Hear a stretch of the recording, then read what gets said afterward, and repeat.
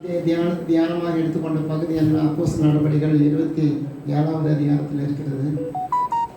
எல்லாத்தையும் தெரிந்த ஒரு தெரியாத பகுதியெல்லாம் கிடையாது, சரிங்களா? அதனால் அப்போஸ்தலர் நடபடிகள் 27வது அதிகாரத்தில் அதில் என்ன ஒரு பகுதி நான் வசனங்களை சொல்கிற விட அப்படியே சொல்லிட்டு போனால் கூட கொஞ்சம் நல்லாயிருக்கும், சரிங்களா? பவுல் நியாய தீர்ப்புக்காக ரோமுக்கு போகிறார். ரோமுக்கு போகிறாரு. ரோமுக்கு ஏன் போகிறாருன்னு கேட்டிங்கன்னா, இங்கு எஸ்லேமில் சில பிரச்சனைகளை சந்திக்கிறார். அவருக்கு தீர்ப்பு கொடுக்குறவங்க யூதர்கள் அவரை கொல்லணும் அப்படின்னு சதி பண்ணுறாங்க. பவுல் விடக்கூடாது, சதி பண்ணுறாங்க. அதனால் அவர் என்ன பண்ணுறாரு, டக்குன்னு என்ன பண்ணுறாரு, நான் ரோமருக்கு போயிடுறேன். ரோமருக்கு நம்மகிட்ட இப்போ நமக்கு இங்கே ஏதாவதுன்னா நம்ம செங்கல்பட்டு டிஸ்ட்ரிக்ட் கோர்ட்டு போகிறோம், சரிங்களா? அப்புறம் இதில் நம்மளுக்கு நியாயம் கிடைக்குன்னா ஹைகோர்ட்டுக்கு போகிறோம்.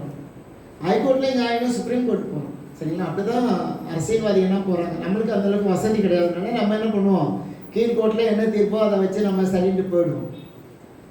அதே போல் இங்கே பவுல் தன்னுடைய ஊழியத்தில் அவருக்கு நிறைய நெருக்கடிகள், நிறைய பிரச்சனைகள் இருந்துச்சு. அதனால் அவர் கொல்லணுங்கிற முடிவு ரோமர் யூதர்களுக்குள்ளே நிறையவே இருந்துச்சு.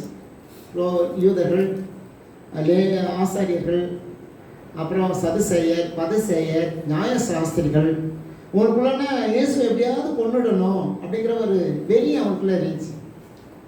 இது பவுலுக்கு நல்லாவே தெரிஞ்சிச்சு. ஜெயிலில் தான் இருக்கார், அரெஸ்ட் பண்ணி தான் ஜெயிலில் வச்சுருக்காங்க. ஆனாலும் யூதர்கள் அவரை உயிரோடு விட்டுட்டா இன்னும் சபைகளை உருவாக்குவார், இன்னும் ஊழியங்கள் பெருகும் அப்படிங்கிற எண்ணங்கள் அவங்களுக்குள்ளே இருந்துச்சு. யார்கள்? யூதர்களுக்குள்ளே இருந்துச்சு. ஏசு கிறிஸ்துவை பிரசங்கிக்கிறாரே, ஏசு கடவுள் கிடையாது, யெகோவா தான் ஒரு கடவுள் அப்படின்னு சொல்லி அவங்க ஆணித்தனமாக நம்புறவங்க தான் யூதர்கள். இதில் ரெண்டாம் கட்ட சூழ்நிலை இருக்கிறவங்க பரிசேயரும் சதுசேயரும் இப்படிப்பட்டாலும் வருவாங்க, அப்படிப்பட்டாலும் வருவாங்க. ஆனால் இயேசுவை கடவுளாக ஏற்றுக்கொள்ளாதவர்கள் அவங்க. நியாயசாஸ்திரிகள் இவங்க நியாயசாஸ்திரிகள் சொல்லிட்டு அநியாயம் பண்ணுறவங்க, சபையை கெடுக்கிறவங்க, ஊழியத்தை கெடுக்கிறவங்க. ஆனால் அவங்க பேர் என்னது? நியாயசாஸ்திரிகள். இவங்களால சபைக்கோ மற்ற எதுக்குமே பிரயோஜனம் கிடையாது. நியாயசாஸ்திரிகளால் என்ன பிரயோஜனம் சொல்லுங்கள்? நியாயசாஸ்திரிகள் இப்படி தான் காசுக்காக நியாயம் இருக்கிறவர்கள், சத்தியத்துக்காக நியாயம் இருக்கிறவர்கள், காசுக்காக. இன்றைக்கி அப்படி தான் நடக்குது.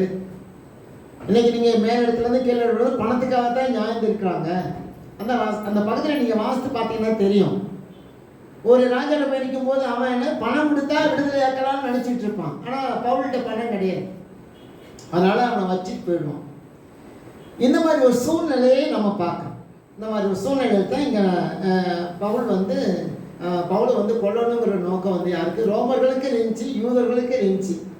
இப்படிப்பட்ட அப்புறம் சதுசேயர், பரிசேயர், ஆசாரியர்கள், பிரதான ஆசாரியர்கள், நியாயசாஸ்திரிகள் எல்லாம் போட்டு களவாடி ஒருத்தனை அழிக்கிறதுக்கு பாருங்க. ஒருத்தனை அழிக்கிறதுக்கு எவ்வளோ பேர் ஒன்று கூடுறாங்க பாருங்க. ஆனால் அதே ஒரு மனிதனை உயர்த்துவதற்கு ஒருத்தன் கூட சேர மாட்டான். அழிக்கிறதுக்கு ஒரு பெரிய கூட்டம், கெடுக்கிறதுக்கு ஒரு கூட்டம், ஆனால் உருவாக்குறதுக்கு யாருமே கிடையாது. அப்போ பவுல் தனியாக நிற்கிறாரு. நிற்கும்போது அவர் என்ன செய்கிறாருன்னு கேட்டிங்கன்னா, நீங்கள் நான் வாசிக்கிறேன் பாருங்கள். நீங்கள் அதை பார்த்துட்டிங்கன்னா அவங்களுக்கு கொஞ்சம் திருப்தியாக இருக்கும் பாருங்களேன். எப்படி அவங்கள என்ன பண்ணாங்க? அப்போஸ்தலர் நடபடிகள் 25வது அதிகாரம் 11ஆம் வசனத்தை நானே வாசிக்கிறேன், 10ஆம் வசனத்தை நான் வாசிக்கிறேன், நீங்கள் அதை கவனிங்க, சரிங்களா?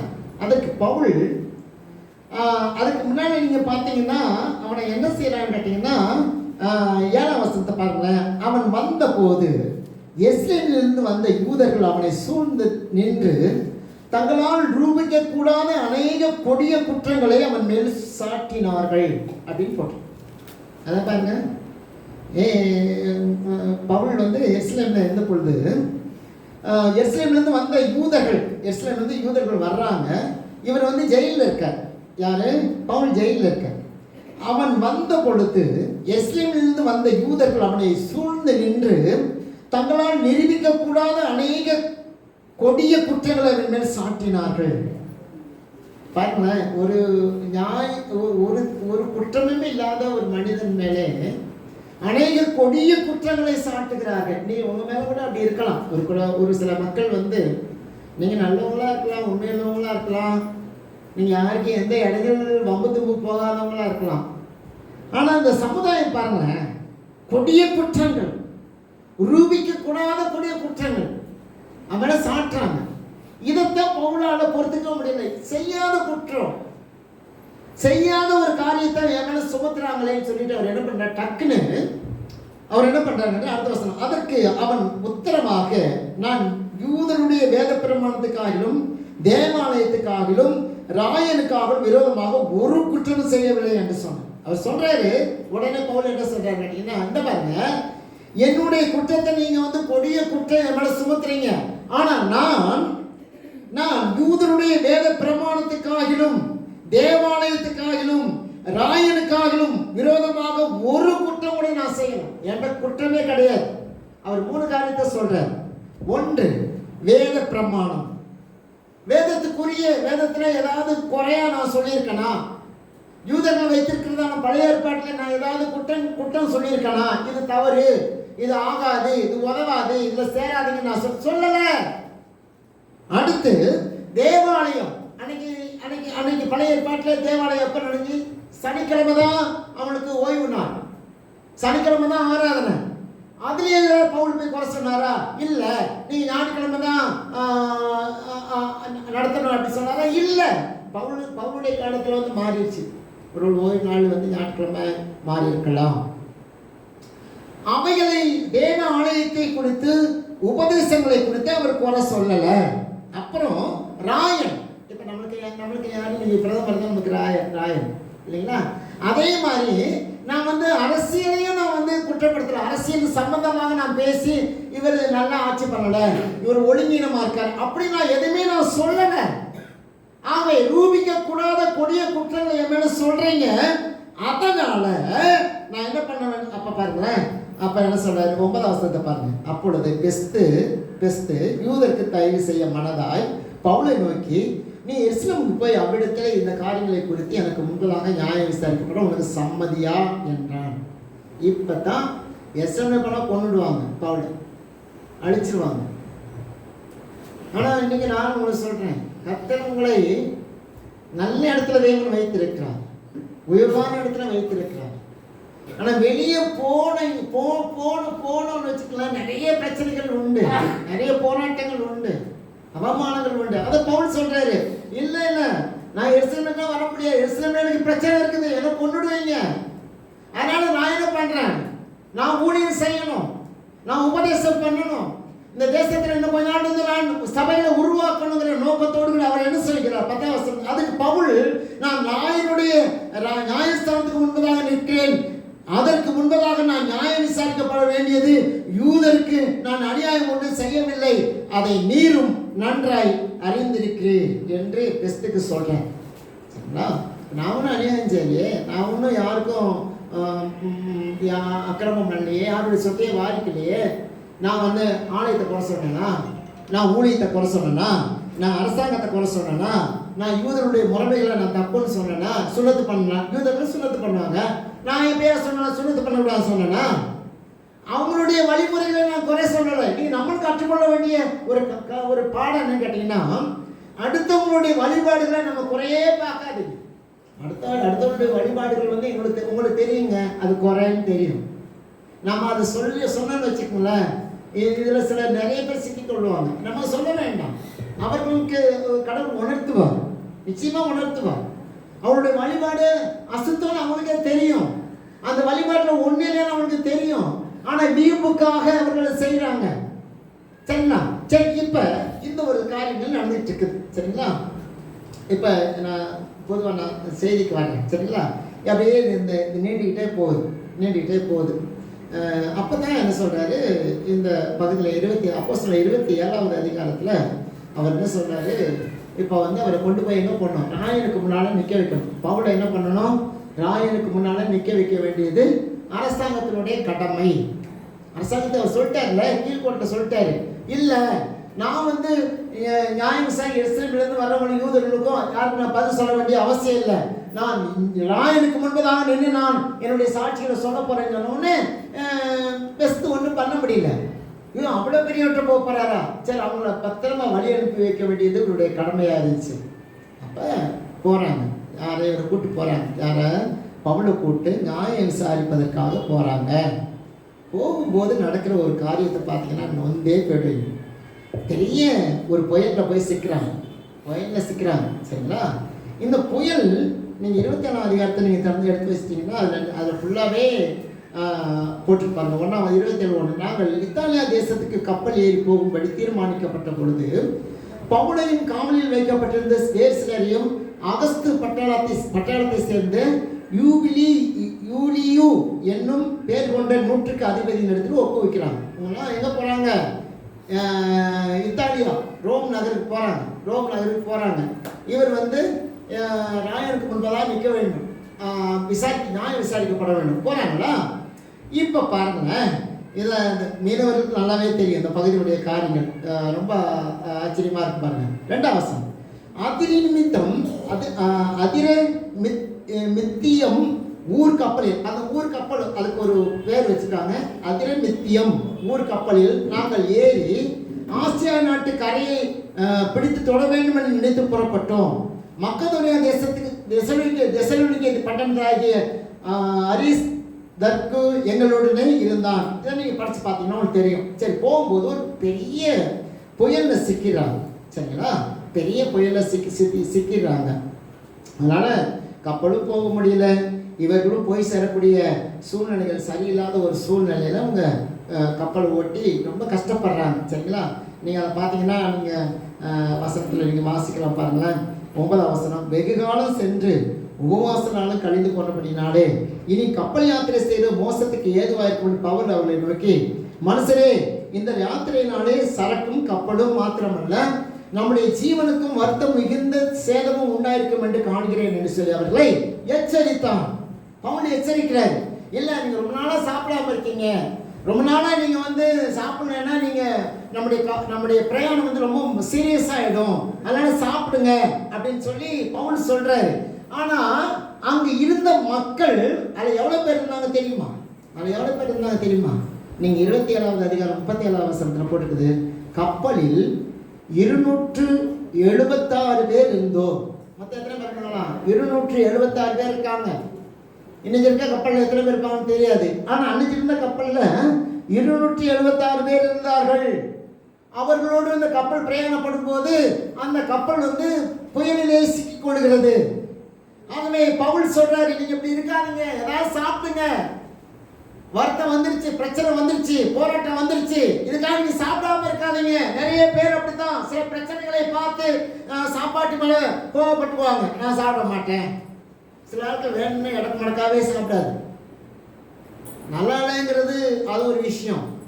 ஆனா இருந்து நல்லா இருந்து சில சாப்பிடாத ஆள் இருக்காங்க. அப்ப பவுல் சொல்றாரு, நீங்க சாப்பிட்டுங்க, சாப்பிட்டு நீங்க தைரியமா இருங்க.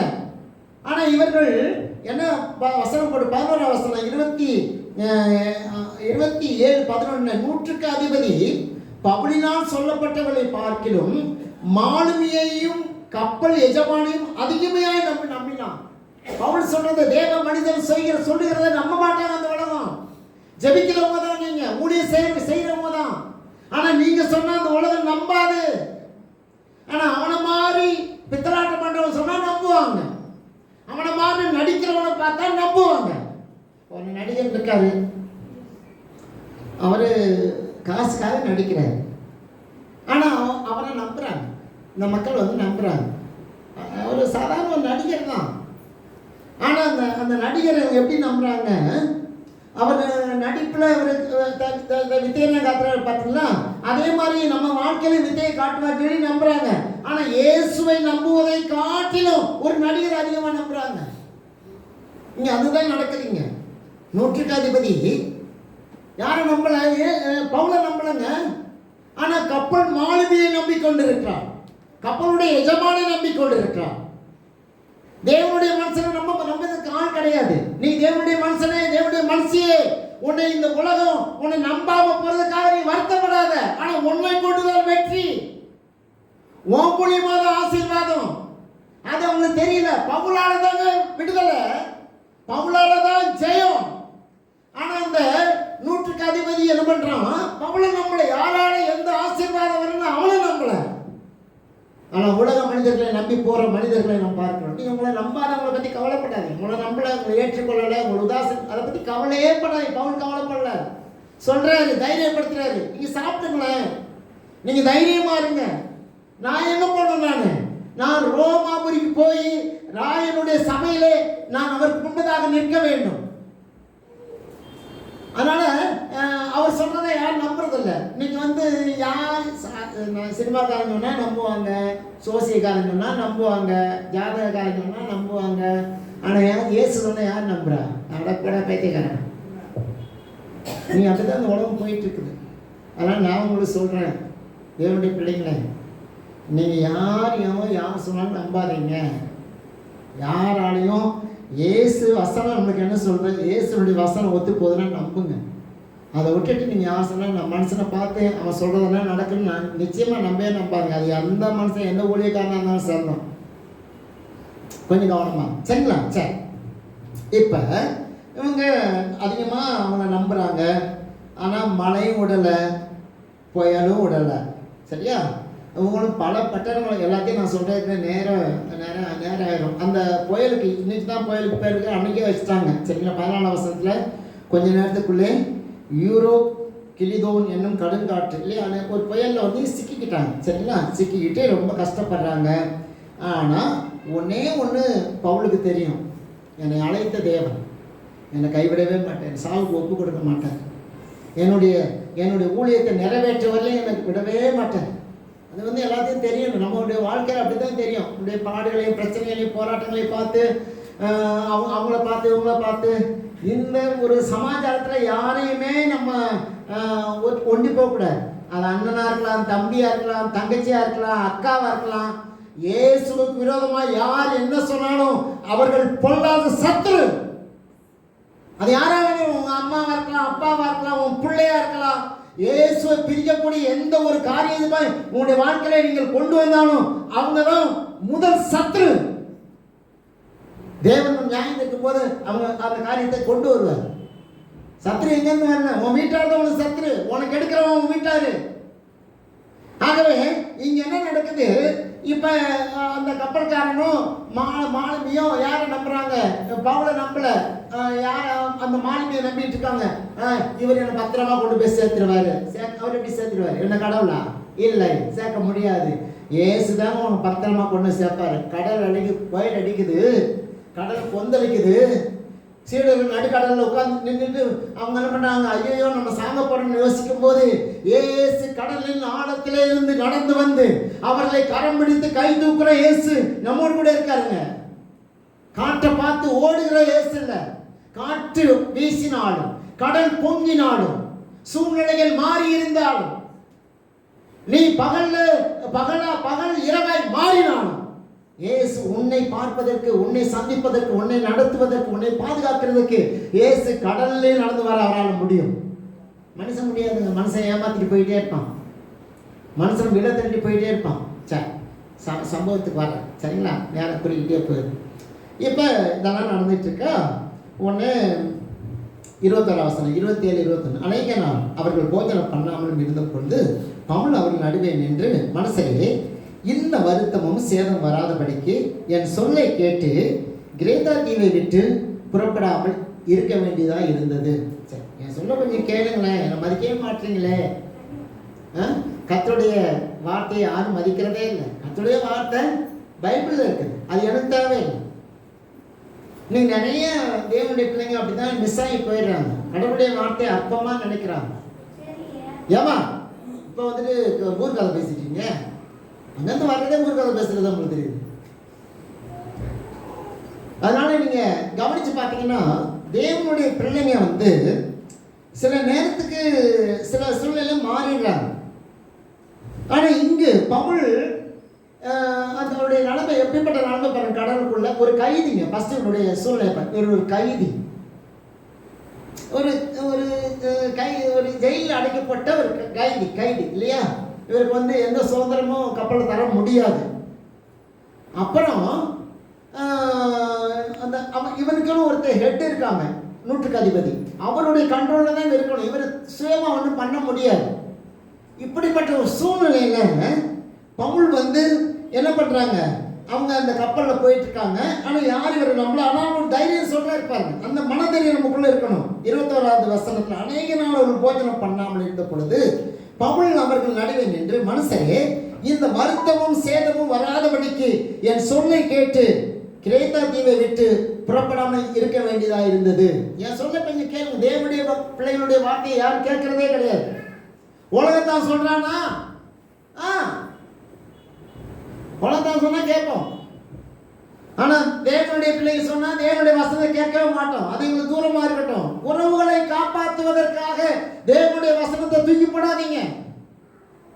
உறவுகளை அப்படியே தூக்கி வைக்கிறதுக்காக தேவனுடைய வசனத்தை தூக்கி போடாதீங்க. உறவுகள் முக்கியம் இல்ல, தேவனுடைய வசனம் தான் வாழ வைக்கும். ஆண்டுடைய சொன்ன அந்த 40 நாள் உபவாசத்துக்கு பிற்பாடு பிசாசு சொல்றான், நீ எவ்வளவு கஷ்டப்படுற, இந்த கல்லுகளை அப்பமாக்கி சாப்பிடலாமே.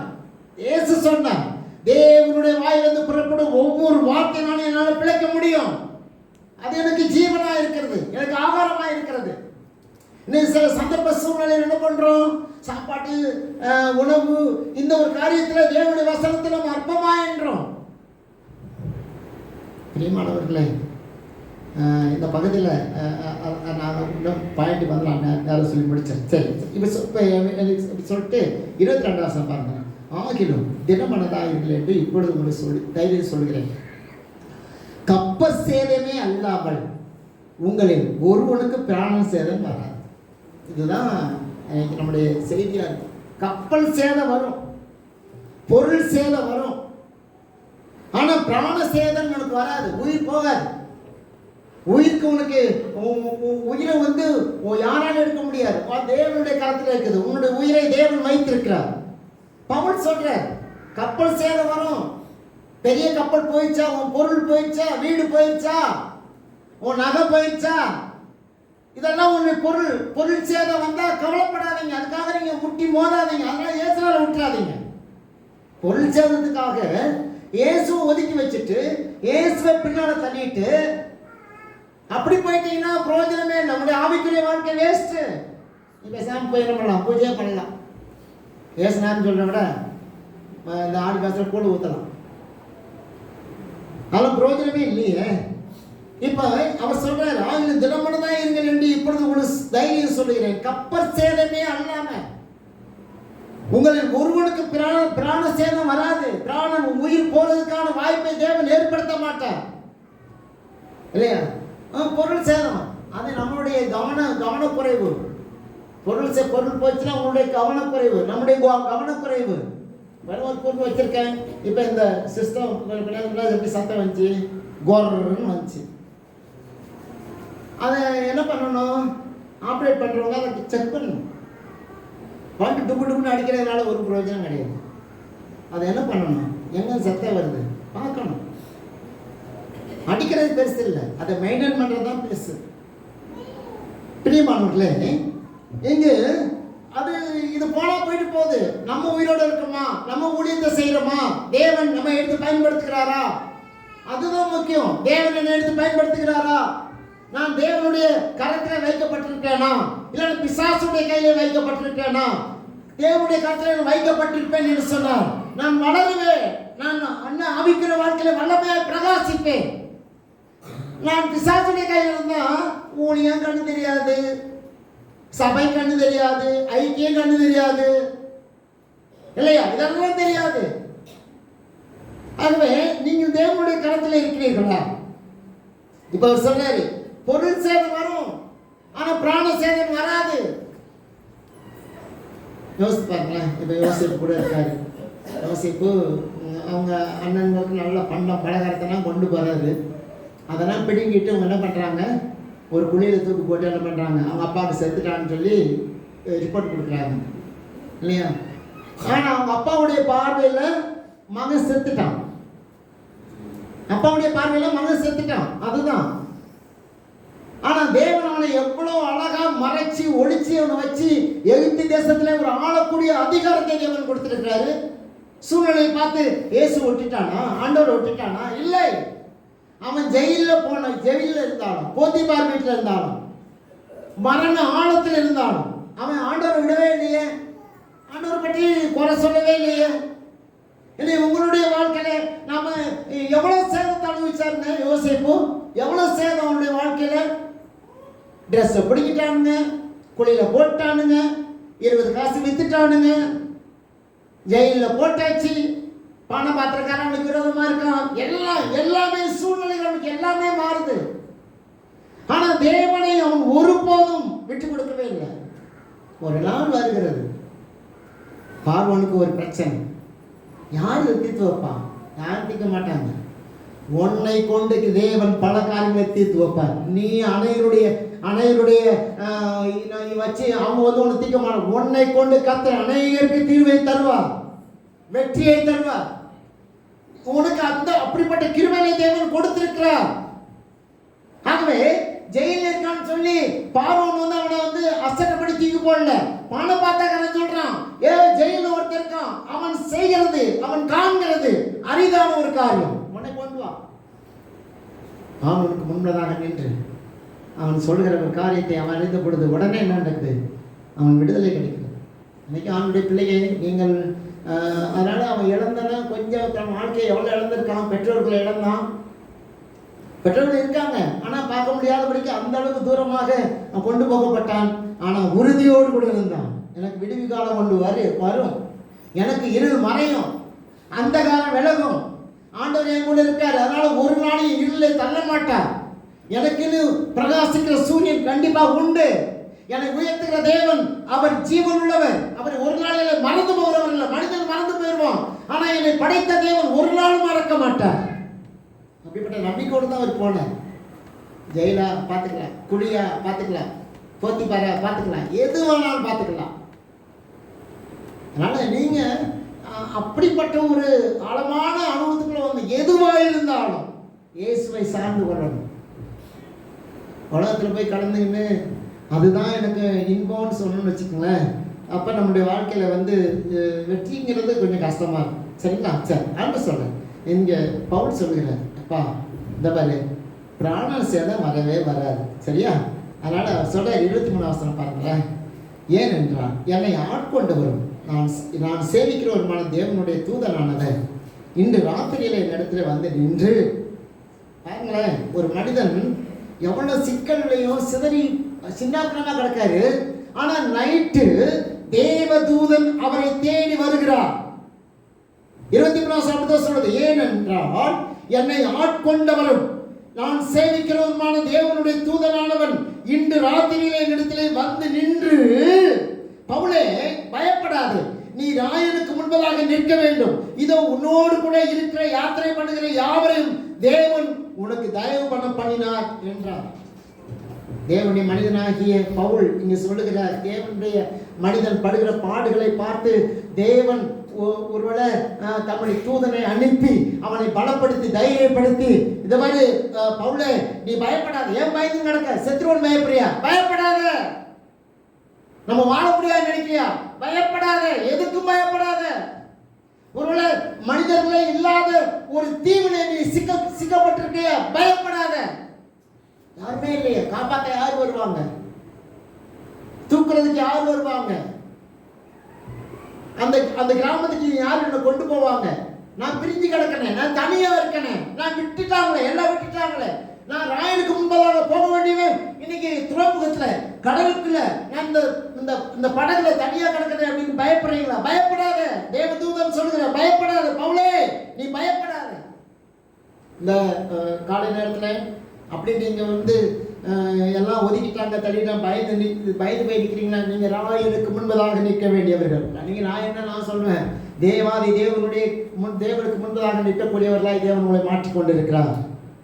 மனுஷனுக்கு முன்னால் நின்றுட்டு மனுஷனுக்கு முன்னால் குழம்பிக்கிட்டு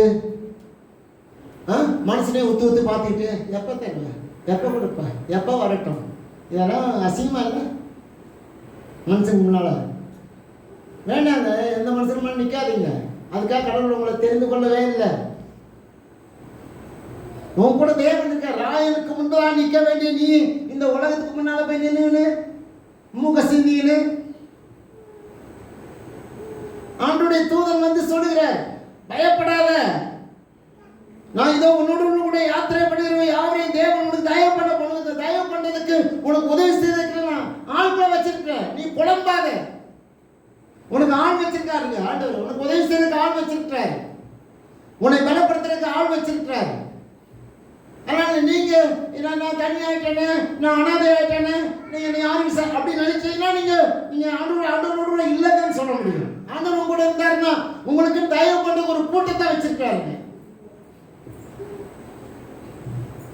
இப்ப அதனால அவர் சொல்றாரு, பவுல் 20 ஆனபடி நாளை மனசில் திடமனதாக இருந்து எனக்கு சொல்லப்பட்ட பிரகாரம் நடக்கும் என்ற தேவனிடத்தில் நம்பிக்கையாக இருக்கிறேன் அப்படின்னு சொல்லிட்டு இந்த காரியம் நடக்கிறேன். சரி, இப்போ ஒரு சில வசனம் மட்டும் நான் சொல்லிட்டு நான் முடிக்கிறேன். சரியா?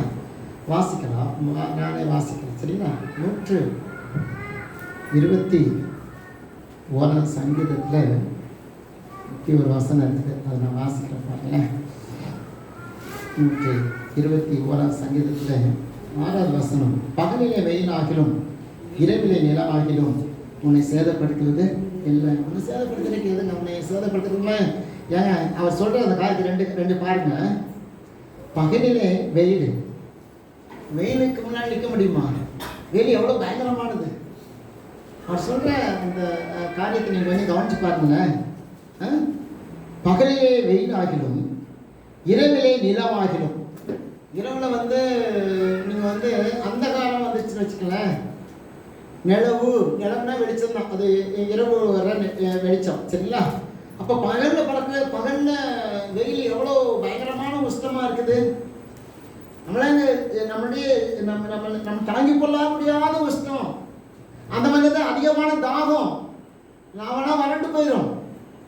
ஆனால் அவர் சொல்றாரு, பகலிலே வெயில் உன்னை எவ்வளோதான் உன்னை வறட்சியில் சுட்டரித்தாலும், இரவிலே நிலம் எவ்வளோ குளிர், எப்பேற்பட்ட இரவில் உனக்கு கொசு கடிச்சாலும் வண்டு கடிச்சாலும் உன்னை சேதப்படுத்த விட மாட்டேன், உன்னை சேதப்படுத்த இடம் கொடுக்கவே மாட்டேன். ஆனால் நீங்கள் பயப்படுறீங்க, ஐயோ நீ பாம்பு வந்துடுமோ, நீ பள்ளி வந்துடுமோ, நீ பூரா வந்துடுமோ, பூரா காதுக்குள்ளே போயிடுமோ, அதெல்லாம் பயப்படாதீங்க. பூரா காதுக்குள்ளே போனால் இந்த கால் போய் அந்த கால் ஆண்டு கொண்டு வந்துடுவார். ஆனால் நம்ம என்ன பண்ணுறோம்? சேதப்படுத்த முடியாது, சேதப்படுத்த விட மாட்டார். உங்களுடைய சரீரத்தை தேவன் உனக்கு கொடுத்துருக்கிறாருங்க. நீங்கள் வாழ்றதுக்கு உங்கள் சரீரத்தை தேவன் ஏற்படுத்தி கொடுத்துருக்கிறார். ஆகவே பகலில் வெயில் அடிக்கட்டும், இரவில் நிழல் வரட்டும், உன்னை சேதப்படுத்துறதுக்கு தேவன் அனுமதிக்கவே மாட்டார். தேவன் பக்கத்தில் இருக்கிறார். வலது பக்கத்தில் நிழலாக இருக்கிறார். உன் பக்கத்தில் 1000 பேர், உன் வலது பக்கத்தில் 14 பேர் விழுந்தாலும் நீங்க உன் கண்ணெல்லாம் பார்ப்பீங்க. அதனால உங்களை சேதப்படுத்துறதுக்கு இந்த பூமியில நீங்க சரியா தேவனோடு விழுந்தீங்கன்னா உங்களை சேதப்படுத்த முடியாது. இன்னொரு வசனத்தை நான் வாசிக்கிறேன். ஏசாயா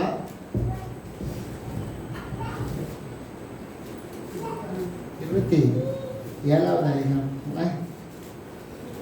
ஏசாயா 27வது அதிகாரத்தில் நீங்கள் பார்க்கலாம். அங்கே ஒரு வசனம் இருப்பாங்களேன். வசனம் 3ஆம் வசனம் பாருங்க. கர்த்தராகிய நான் அதை காப்பாற்றி அடிக்கடி அது தண்ணீர் பாய்ச்சி ஒருவரும் அதை சேதப்படுத்தாதபடிக்கு அதை இரவும் பகலும். எப்பா இந்த வசனத்தை பார்த்தீங்கன்னா 2ஆம் வசனம், நீங்கள் 1ஆம் வசனத்தை பாருங்க. அக்காலத்திலே கர்த்தர் லிவியாதான் என்னும் நீண்ட பாம்பை, லிவியாதான் என்னும் கோணலான சர்ப்பத்தையே கடித்தும் பெரிதும் பலத்துமான தமது பட்டயத்தினால் தண்டிப்பார். சமுத்திரத்தில் இருக்கிற வலு சர்ப்பத்தை கொண்டு போடுவார். அக்காலத்திலே நல்ல திராட்சை ரசத்தை தரும் திராட்சை தோட்டம் உண்டாயிருக்கும். அதை குறித்து பாடுங்கள். கர்த்தராகிய நான் அதை காப்பாற்றி அடிக்கடி அதுக்கு தண்ணீர் பாய்ச்சி ஒருவரும் அதை சேதப்படுத்தாதபடிக்கு அதை இரவும் பகலும் காத்து கொள்ளுவேன். பாருங்க, இந்த 3ஆம் வசனத்தை பாருங்க. கர்த்தராகிய நான் அதை காப்பாற்றி, நம்மளை காப்பாற்றுவதற்கு தான் இயேசு இந்த பூமியில வந்தார். நம்மளை காப்பாற்றுறதுக்கு தான் அவர் இந்த உலகத்திலே தம்முடைய ஜீவனை கொடுத்தார். சும்மா நம்ம வந்துட்டு போயிட்டாரா? நான் எங்கள் அக்கா வீட்டு போயிட்டு வரேன், எங்கள் அண்ணன் வீட்டு போயிட்டு வரேன், என் மச்சிஞ்சை பார்த்து வரேன், இந்த மாதிரி நான் போனாரா? அப்படின்னா வரல. மச்சினிச்சியை பார்க்கலாம் இங்கே வரல, நீங்கள் தான் ஓடுறீங்க. மச்சினிச்சியை பார்க்கவும் இருக்க முடியல. ஆமாம், இதெல்லாம் பார்த்து அழியிறோம் நம்ம. ஆனால் அவர் அப்படின்னா கிடையாது. அவர் எதுக்காக வந்தார்? வசனம் போட்டுக்குது, 3ஆம் வசனம். கர்த்தராகி நான் அதை காப்பாற்றி அடிக்கடி இதுக்கு தண்ணீர் பாய்ச்சி அடிக்கடி வல்லமைய பரிசுத்த சபையில பரிசுத்த ஆராதனையை வச்சு நீங்க கண்ணை திறந்து வேடிக்கை பார்த்தீங்கன்னா நான் பொறுப்பு கிடையாது. ஆராதிக்கிறவங்க ஆராய்ச்சி பாருங்க, தேவனுடைய வல்லமை உங்களுக்கு வரும். அது இத்தனை ஆராதனை தேவன் வைத்திருக்கிறார். நீங்க கண்ணை திறந்துக்கிட்டு மொபைலை நோண்டிக்கின்னு அப்புறம் அவங்க அந்த யார் வந்துட்டாங்க வல்ல டோரை தேடி பார்த்துக்கிட்டு இப்படி இருந்தால் உங்களுக்கு வல்லமை எங்கே வரும்? வராது. அப்ப இங்க என்ன பண்ணி பாருங்க, கர்த்தராகிய நான் அதை காப்பாற்றி அடிக்கடி தண்ணீர் பாய்ச்சி ஒருவரும் அதை ஒருத்த கூட உங்களை தொட முடியாது. ஒருத்தர் கூட உங்களை விட்டு கொடுத்து வேடிக்கை பார்க்கிறவர் நான் இருப்பேன். மனுஷன் நான் வேடிக்கை பார்ப்பேன், அடிக்கட்டும், உதைக்கட்டும், வாங்கட்டும் அப்படின்னு நான் நினைப்பேன். ஆனா ஆண்டவராகிய தேவன் ஒரு காலத்திலும் விட்டு கொடுக்க மாட்டார். பைபிள் போட்டிருப்பார், ஒருவரும் அதை சேதப்படுத்தாத படிக்கு அதை இரவும் பகலும் காத்து கொள்ளுவேன். இரவும் பகலும் காப்பாற்றக்கூடிய ஆண்டுகிட்டு இருந்துட்டு இன்னைக்கு புலம்பின்னு அழுதுகிட்டு என்ன பண்ணுறோம்? இந்த சின்ன பிள்ளைங்க கரையிற மாதிரி கரையிறது கேன்னு எப்போ பார்த்தாலும். ஆமாம், எது கரையிறீங்க? இரவும் பகலும் காப்பாற்றுறதுக்கு, உங்களை காத்துக்கொள்வதற்கு ஆண்டவராய் இயேசு இல்லையா? சொல்லுங்க. அதை நம்ம புரிஞ்சுக்கணும்ல, தெரிஞ்சுக்கணும் இல்லையா? யோசிப்பு அப்படியா கரைஞ்சி நடந்தாரு. நீ ஜெயிலாது, நீ குடியாது, அப்படி நிர்வாணமே இருக்கட்டும், அதை பற்றி நான் கவலைப்படலை. ஏசு அந்த பாதையில் நடக்கணும்னு ஆண்டவர் சித்தம். அதனால ஆண்டவர் நடந்து போனார். அதனால அவர் ஒரு நாளும் இயேசுவை விட்டுட்டு மறுதளிச்சு ஓடவே இல்லை. ஆனால் நீங்கள் நானும் என்ன பண்ணுறோம்? சின்ன சின்ன காரியத்துக்கு என்ன பண்ணுறோம்? இயேசு வேண்டாம், உலகம், பேராசை. அவனுடைய வசனத்தை நம்ம பார்த்துட்டா போதும், வேற ஒன்றும் வேண்டாம். சரிங்களா? இன்னொரு வசனம் கூட நான் சொல்லி முடிக்கிறேன் பாருங்க. சாத்ராக் மேஷாக் ஆபேத்நேகோ போய் தீயில போட்டாங்க இல்லையா? போட்டுட்டு என்ன பண்ணாங்க? ராஜா 4 பேர் பார்க்குறாரு, ஒன்றா வெளியே கொண்டு வர்றாங்க. அவனுக்கு ஏதாவது சேதம் வந்துச்சாங்க. அவங்க முடியிலிருந்து, அவங்க ட்ரெஸ்ஸிலிருந்து ஏதாவது ஒரு சின்ன சேதத்தை பார்த்தாங்களா? முடியவே முடியாது. ஆண்டவர் நம்மோடு கூட இருக்கிற வரையிலையும் உங்கள் முடியல ஒரு முடிய கூட யாரும் பிடுங்க முடியாது. ஆமாம், மனுஷன் வேணால் பார்த்து முறைக்கலாம், மீசையை முறுக்கலாம், ஆமாம், கண்ணை உருட்டலாம். அந்த கதையெல்லாம் வேலைக்கு ஆகாது. நீ ராஜாவுடைய கையில் இருக்க. உன்னை பறிக்கிறதுக்கு, உன்னை தொடுறதுக்கான உரிமை அவர் கொடுத்தா தான். அவரே அனுமதிக்கிறாங்க. பவுலை சிறை சேதம் பண்ண தேவன் அனுமதித்தார். அதனால தான் சிறை சேதம் பண்ணினாங்க. அவர் அனுமதிக்காத நம்முடைய வாழ்க்கையில் ஒன்றும் நடக்கவே நடக்காது. நான் சுயமா போய் சம்பாதிச்சுக்கிட்ட சாபங்கள் நிறைய. நான் சுயமா போய் சம்பாதிக்கிட்ட சாபங்கள் நிறைய. நம்ம ஒவ்வொருவரும் அப்படித்தான். சுயமா என் மாம்சத்தின்படி வாழணும், என் இஷ்டப்படி வாழணும். சாபம், ஆசீர்வாதம் வராது. ஆனா தேவனுக்கு பயந்து, தேவனுடைய சொல் கேட்டு, தேவனுடைய சித்தத்தின்படி வாழ்றவங்களுக்கு கஷ்டம் தான், போராட்டம் தான், பாடுதான், பிரச்சனை தான். ஆனா தேவ சமூகம் கூட இருக்கும், தேவ சேனம் கூட இருக்கும். ஆனா உலக மக்களுடைய பேச்சு கேட்டுட்டு உலக மக்களோடு கூட கூட்டத்தோடு கோயிலா போட்ட உலக மக்கள் கூத்தடிக்கிறவங்க கூட இருப்பாங்க, குறை சொல்றவங்க கூட இருப்பாங்க, காலை வாடுறவங்க கூட இருப்பாங்க, நல்ல கீழே பண்ண வெட்டுறவங்க உன்னை தள்ளி விடுறது கூட இருப்பாங்க. இங்க ஒரு முடி கூட கருகல, சேதம் இல்லை. அவன் போட்டுக்க ட்ரெஸ்ல கொஞ்சம் கூட அந்த அனல் படல, சேதம் கிடையாது. தேவனுடைய பிள்ளையே, தேவன் உன் கூட இருப்பாருன்னா எந்த சேதத்துக்கும் தேவன் ஒப்பு கொடுக்க மாட்டார். அது கடலே வரட்டும், மழையே வரட்டும், எந்த ஒரு சேதத்துக்கு தேவன் ஒப்பு கொடுக்கவே மாட்டார். ஐயோ தனியா இருக்க பயப்படுறீங்களா? எல்லாம் கூட தேவன் இருக்கிறார். நான் பிள்ளைகளை வச்சு தனியாக தானே இருக்கேன். யார் எனக்கு உதவி, யார் என்ன வந்து பாப்பான்னு நினைக்கிறேன்? யார் பார்ப்பான்னு? இயேசு பாப்பா. அதனால நீங்க உங்களுக்கு உயிருக்கு எந்த சேதத்தையும் வர வைக்க மாட்டாங்க. ஆனால் அதுக்குன்னு சொல்லி நம்ம இஷ்டத்துக்கு போய், நான் வந்து போகிற பஸ்ஸில் நான் பைக்கை கொண்டு போய், எனக்கு ஆண்டை கூட இருக்காரு, இந்த பாரு என் பைக்கா உன் பஸ்ஸா, பஸ் மேலே அடிச்சிங்கன்னா என்ன ஆகும்? நீ நினைக்கிற அப்படித்தான். எங்களோட ஆண்டவர் இருக்க வல்லமாக இருக்குது, வல்லம்மா அப்படின்னு சொல்லிட்டு நேரம் முறுக்கிட்டு பஸ்ஸு முன்னால் போய் டும்முன்னு விட்டா என்ன ஆகும்? அதனால் குழந்தைக்கு வருவார். அப்போ வந்து ஆண்டவர் இருக்காருன்னு சொன்னால் ஏற்றுக்க முடியாது. ஆண்டவரை மீறி போகிறேன். ஆண்டவரை உதாசனப்படுத்திட்டு போறேன். அதான் ஆண்டவரை ஏற்றுக்கொள்ள. அது வசனத்துக்கு உபயோகம் இல்லாத. இப்ப இவரே நான் சொல்றேன், இந்த சம்பவத்தை நீங்க கொஞ்சம் யோசிங்க. இப்ப சாத்ராக் மேஷாக் ஆபேத்நேகோ இருக்காங்க இல்லையா, இந்த 3 பேரையும் நேபுகாத்நேச்சார் என்ன பண்ணாரு, தீ கொளுத்தி அவங்களை தீக்கு போட்டாரு. உங்களுக்கு வரலாறு தெரியும் சரிங்களா.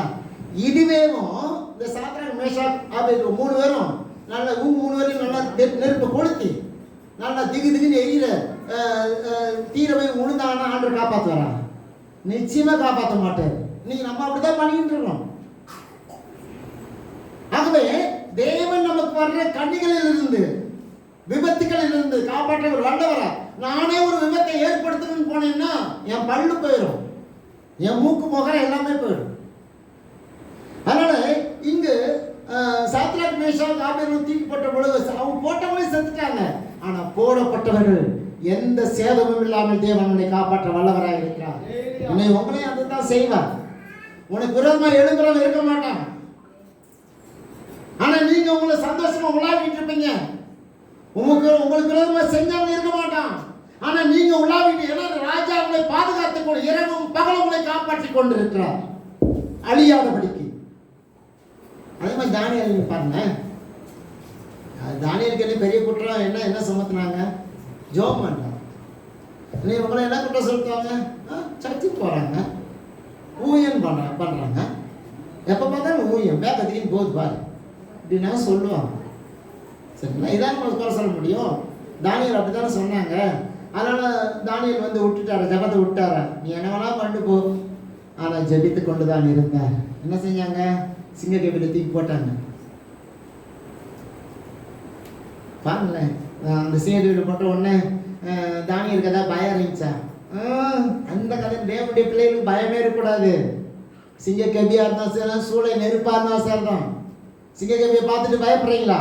சூளை நெருப்பை பார்த்து பயப்படுறீங்களா? இல்ல, உங்களை ஆண்டவராகிய தேவன் சிங்க கபிக்குள்ளே இருப்பார், சூளை நெருப்பிலும் இருப்பார். அவருக்கு அவருடைய பிள்ளைங்க முக்கியம். அவருடைய பிள்ளைங்க முக்கியம். அவரை நம்புகிற பிள்ளைகளுக்கு உதவி செய்வது லேசான காரியம். அவருக்கு அதுதான் அவர் நம்ம ஜீவனை கொடுத்திருக்கார். உனக்கு உதவி செய்யணும் அவர் நோக்கப்படுறாரு. நீங்க அதுக்கு சரியான ஆள் இல்லைங்கிறத புரிஞ்சுக்கணும். நம்ம ஏன் நமக்கு இந்த நன்மை வரல, இந்த உதவி நான் சரியான நபர் அல்ல.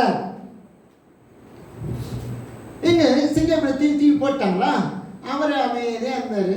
சரியா, சிங்கங்களும் அமைதியா இருந்துச்சு. காலையில் ராஜாவே வர்றாரு, தானியேலே உன் ஆராதிக்கிற தேவன் உன்னை தப்பு வைத்தாரா? ஆமா ராஜா, நான் ஆராதிக்கிற தேவன் என்னை தப்பு வைப்பார். அல்லேலூயா. ஒரு சேதம் எனக்கு வரல, என் பக்கத்தில் கூட வரல. சிங்கத்தின் வாய்களை கட்டி போட்டவர். நீங்க உனக்கு விரோதமா பேசுறவங்க வாயினா கட்டி போடுவார். நீங்க சரியா இருந்தீங்கன்னா உங்க உங்களுக்கு விரோதமா எழும்புகிற எல்லா வாய்களையும் கட்டி போடுவாருங்க. அவங்க யாரா இருந்தாலும் சரிதான், அதிகாரத்தில் இருக்கிறவங்களா இருந்தாலும் சரிதான், சாதாரண மனிதர்களா இருந்தாலும் சரிதான். தேவனுடைய பிள்ளைக்கு விரோதமாய் ஒருத்தர் எழும்பும் போது தேவன் வைராக்கியத்தோடு எழும்ப வல்லவராய் இருக்கிறார். உனக்கு சேதம் வராது, சேதம் வராது. உன் பொருள் போச்சுக்கிறத கவலைப்படாத, உன் ட்ரெஸ் போச்சுக்கிறத கவலைப்படாத, உன் பஸ் போச்சுக்கிறத கவலைப்படாத, உன் கடிகாரம் போச்சுக்கிறத கவலைப்படாத. அதெல்லாம் போட்டோம். உன் ஜீவனை காப்பதற்கு தேவன் வல்லவராய் இருக்கிறார். ஒரு போட்டு சம்பாதிச்சதுங்க. இன்னும் திட்டு கொண்டு போனா சந்தோஷப்படுங்க. வீட்டில் திட்டு கொண்டு இருந்து போயிடுச்சுன்னா சந்தோஷப்படுங்க. ஐயோ இந்த சாபம் போய் ஒழிஞ்சு போனது நல்லதுதான்னு சொல்லுங்க. அதுக்காக குழம்பாங்க.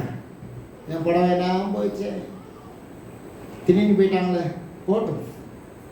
தேவன் கர்த்தர் நலமானதை தருவார், நலமானதை தருவார். ஒரு வேளை அவர் பிரியமா இருக்காருங்க. அல்லேலூயா. தேவையில்லாத போயிடுச்சுங்க, தேவையானது வருங்க. தேவையில்லாதான் போகும்.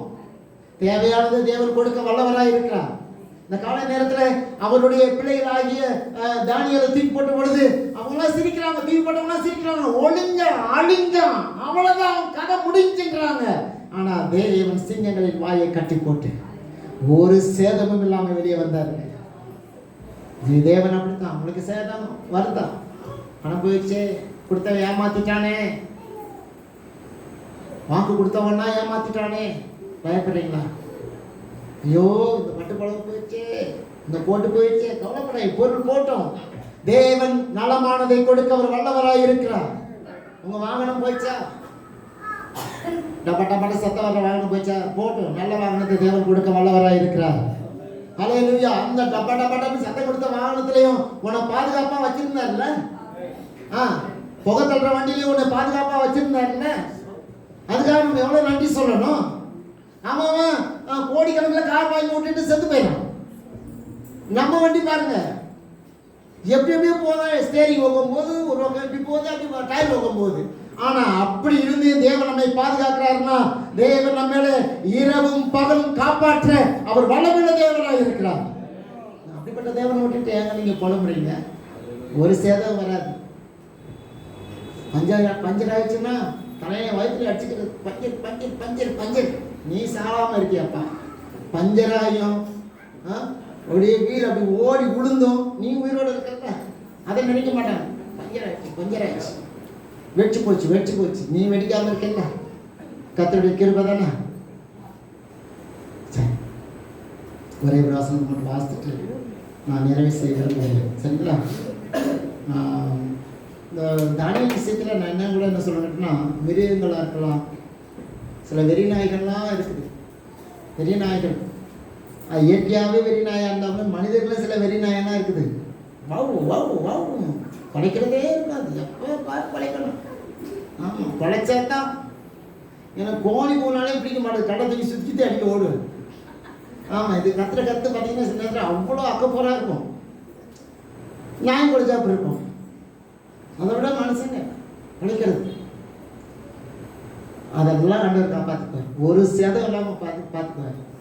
நம்ம ஆண்டவரோட ஒட்டி உறவு வாழ கற்றுக்கணும், அவ்வளோதான். மனுஷன் மேலே நம்பிக்கை வைக்கிறது காட்டிலும் இயேசு மேலே, தேவன் மேலே நம்பிக்கை ஆரம்பிச்சோன்னா நம்ம நல்ல ஆசிரியர். ஒரு வசனத்தை வாசனம் மார்க்கு, நான் அதைத்தான் நான் சொல்லிட்டு நான் ஜோம் பண்ணி முடியும், சரிங்களா? ஐயா மாதிரி சொல்லிகிட்டே இருப்பேன் நினைக்காதீங்க, சரியா? ஒரு வசனம் 2 வசனம் வேணால் சொல்லுவாங்க, ஐயா நானே சொல்ல மாட்டேன். 16வது அதிகாரம் 18ஆம் வசனம். சர்ப்பங்களை எடுப்பார்கள், சாவுக்கு எதுவான யாதனை குடித்தாலும் அதை அவர்களை சேதப்படுத்தாது. என்ன அப்படின்னா, நீங்கள் பாம்பை பார்த்து பயப்படுறீங்களா? பாம்பு பார்த்து கிடைக்கிறீங்களா? சாவுக்கு ஏதுவான குடித்தாலும் போட்டுக்கு, சாவுக்கு ஏதுவான ஒரு சின்ன ஒரு விபத்தோ இல்லைன்னா ஏதோ ஒரு நோயை வந்தால் பயப்படுறீங்களா? பயப்படாதுங்க, ஒரு சேதம் வராதுங்க. ஆமாம், அதனால் நம்முடைய வாழ்க்கையில் சில சமயங்களில் இருக்கிற ஆசீர்வாதங்களை நம்ம நினைக்காமலே போகிறத பெரிய மிஸ்டேக், பெரிய பாவனை தெரியுமா? கொடுத்த ஆசீர்வாதங்கள் நினைக்காமல் இருக்கிறது, கொடுத்த பெற்றுக்கொண்ட ஆசீர்வாதங்களை நம்ம பயன்படுத்தாமல் இருக்கிறது. உலகத்தில் நிறைய ஆசீர்வாதங்களை தேவன் கொடுக்கிறார், ஆனால் நிறைய பயன்படுத்துறதே கிடையாது, இல்லையா? தம்பிக்கு பிரியாணி செய்கிறது தேவன் கிருபையாக கொடுத்துருக்காரு. அவன் ஒரு நாள் பாருங்க, எங்கே ஒன்றாலும் சட்டியை தூக்கிட்டு கடா கடா கடா கலவு விழுறான். அது ஒரு தாளந்து தான், எல்லாத்துக்கும் கிடைக்காது. சரி, நல்லாவும் டேஸ்ட்டாகவும் இருக்குது சாப்பிட்டதுக்கு.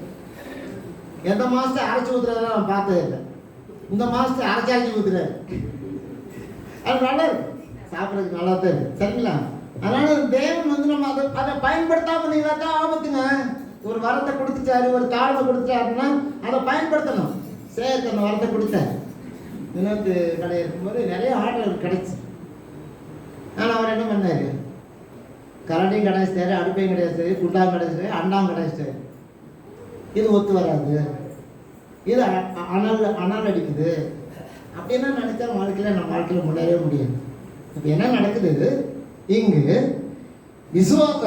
விசுவாசிகளாக அந்த வசனத்தை நீங்கள் பார்த்தீங்கன்னா 16ஆம் வசனத்தில் 18ஆம் வசனம், சர்ப்பங்களை எடுப்பார்கள், சாவுக்கு எதுவான யாரும் கொடுத்தாலும் உன்னை சேதப்படுத்தாது. தவறாகவே ஒரு உணவு நீங்கள் சாப்பிட்டீங்கன்னா உங்களை சேதப்படுத்தாது, இல்லையா? இல்லை அப்படின்னு இடக்க மடக்கா தின்ட்டோன்னு வச்சு ஆகாதும் போகாதுன்னு சாப்பிட்டு வச்சுங்களேன், நம்மளுக்கு பிரச்சனை வரும். தெரியாமல் ஒன்று சாப்பிட்டோம், கர்த்தரை காப்பாற்ற வல்லவராக இருக்கிறாங்க. ஒரு வசனம் பாருங்க, லூக்காளும் சுவிசேஷம் முடிச்சிட்டு லூக்காளும் சுவிசேஷம் 4வது அதிகாரம் அதை வாசித்து முடிச்சு 4:35 வசனத்தில் நீங்கள் பார்த்தீங்கன்னா, அதற்கு இயேசு, நீ பேசாமல் என்னை விட்டு புறப்பட்டு போ என்று அதட்டினார். அப்பொழுது பிசாசு அவனை ஜனங்கள் நடுவே விழத்தள்ளி அவனுக்கு ஒரு சேதம் இல்லாமல் அவன் விட்டு போய்விட்டது. இந்த வசனத்தை நீங்க கவனிச்சிங்களா? இயேசு அதற்கு இயேசு நீ பேசாமல் என்னை விட்டு போயிடு என்று அதட்டினார். அப்பொழுது பிசாசு அவனை ஜனங்களின் நடுவே விழத்தள்ளி, உங்களை விழத்தள்ளுறது சில சந்தர்ப்ப சூழ்நிலை பிசாசு தான் உங்களை விழத்தள்ளுது. நல்ல சாட்சியாக தான், நல்ல ஊழியத்தில் நீங்கள் தைரியமான ஆட்கள் தான், சில நேரத்தில் விழுந்துடுறீங்க. ஆனால் விழத்தள்ளுறது யாரு? பிசாசு. போட்டிருப்பாங்க அந்த வசனம் 35 வசனம். அதற்கு இயேசு நீ பேசாமல் நின்று புறப்பட்டு போ என்று அதை அதட்டினார். அப்பொழுது பிசாசு அவனை ஜனங்கள் நடுவே விழத்தள்ளி பிசாசு தள்ளிடுச்சு. ஆனா தேவன் சேதத்துக்கு இடமே கொடுக்கலங்க. ஏங்க ஒரு மனுஷன் போர்ஸா தள்ளா என்ன ஆகும்? மண்டை உடையும், பல்லு உடையும், மூக்கு உடையும், ஏதாவது ஒன்று உடையில. இவனுக்கு ஒரு சேதம் கூட, மூக்கு உடையில, பல்லு உடையில. ஏங்க மனுஷன் தள்ளினாலே கீழே விழுந்தா மண்டையில ரத்தம் வருது, பல்லு போயிடுது, சொட்டையாடுது, ஏதோ நடக்குது, கீழே விழுது. சாதாரண சின்ன பையன் தள்ளியவும். ஆனா பிசாசு எவ்வளவு பலசாலியா இருக்கான், அவன் தள்ளுறாங்க. இன்னைக்கு உங்களை அப்படித்தான், ஒருவேளை மனிதர்கள் தள்ளல உங்களை, ஏதோ ஒரு அந்தகார கிரியை, ஏதோ பிசாசு நல்லவங்க உங்களை தள்ளுது, கீழே விழுறீங்க. ஆனா தேவன் சேதம் இல்லாம உங்களை பாதுகாக்கிறார் பாருங்க. அதுதான் நம்முடைய தேவன் பெரியவன் சொல்றோம். நம்முடைய தேவன் சர்வவல்லவர் எப்படி சொல்றோம்? பிசாசு தள்ளுறான். இந்த வசனம் பாருங்க 35 வசனம். அதற்கு இயேசு நீ பேசாமல் விட்டு போ என்று அதட்டினார். அப்படி பிசாசு அவனை ஜனங்களின் நடுவே தான் தள்ளுறான், விழத்தள்ளி அவனுக்கு ஒரு சேதமும் செய்யாமல் அவனை விட்டு போயிடுச்சு. சேதம் செய்யலைங்க. பிசாசம் உங்களை மேற்கொள்ளுக்கு அதிகாரம் தேவன் தரவே மாட்டார். கீழே வந்தேன், எல்லாரும் ஆச்சரியப்பட்டு இது என்ன வார்த்தையோ, எல்லாரும் ஆச்சரியப்படும்படியாக தேவன் இரவும் பகலும் நம்மை காப்பாற்ற அவர் வல்லமையுள்ள தேவனாக இருக்கிறார். சேதம் வராது, ஒன்றும் தைரியம் பாருங்க. ஆனால் நீங்களே போய் சிக்கல மாற்றி பவுல், நான் சொல்லி முடிச்சேன், பவுல் அதுதான் சொல்கிறேன், ஒரு பிராண சேதம்னா ஒன்றும் வராது, பொருள் சேதம் வரும். பொருள் சேதம் வரும். கப்பல் போயிடுச்சு, உடனே போயிடுச்சு, கப்பல் செதறி உடஞ்சி ஒன்றுலாம் போயிடுச்சு. இருந்த கோதுமை தானியம் எல்லாத்தையும் கடலத்துக்கு போட்டாங்க. பொருள் சேதம் வந்துருச்சு. அந்த கப்பல் போயிடுச்சு. இருந்த பண்ட பலகாரம் பொருள் எல்லாத்தையும் போட்டாச்சு. இப்ப நீந்தி வர்றதுக்கு ஒரு துடுப்பு இருந்தா போதும், நீந்தி அப்படித்தான் வந்தாங்க.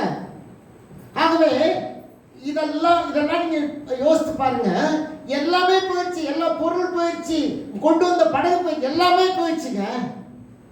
ஆனா தன்னுடைய ஜீவனுக்கு தேவன் ஒரு நாளும் சேதம் வராமல் பாதுகாத்தார்.